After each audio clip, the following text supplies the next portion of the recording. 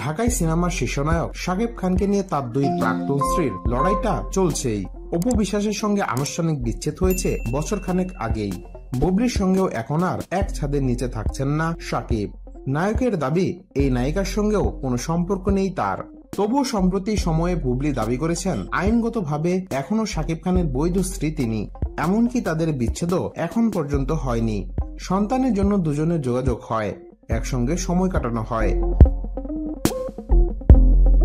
বিষয়গুলো নিয়ে আবার কথা বলেছেন শাকিবের প্রাক্তন স্ত্রী অপু বিশ্বাস, যার সঙ্গে নায়কের বর্তমান সম্পর্ক বেশ ভালো।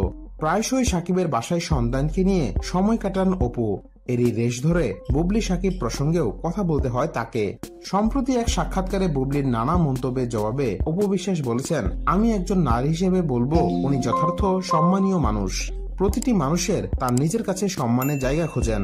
তিনিও এতটা সময় ধরে তার ক্যারিয়ারে ব্যস্ত সময় কাটাচ্ছেন। তবে আমার মনে হয় নিজের প্রচারের স্বার্থে অন্যকে ব্যবহার করে নিজের ব্যক্তিত্ব বিলিয়ে দেওয়াটা বুদ্ধিমানের লক্ষণ নয়। আর যদি এটাই সে মনে করে তাহলে তার উপযুক্ত চিকিৎসার দরকার। অপুর ভাষায়, শাকিবকে নিয়ে তার এত মন্তব্যে আমি ভাষা হারাচ্ছি, আবেগে আপ্লুত হচ্ছি। আমি কি বলবো বুঝতে পারছি না। তবে উনি যে শাকিবের একের পর এক হাড়ির খবর দিচ্ছেন, কিন্তু আমি কোনো হাড়ি খুঁজে পাচ্ছি না। কিন্তু মজার খবর পাচ্ছি তার মুখ থেকে। এই ব্যাপারে আর কি বা বলবো, ওনার মনে হয় ডাক্তার দেখানো উচিত।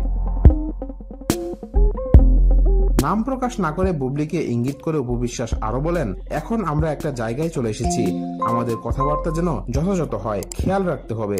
এখন এসব কথা হাস্যকর মনে হয়, অতি ভক্তি চোরের লক্ষণ। আমি মনে করি তার সুস্থ থাকা দরকার।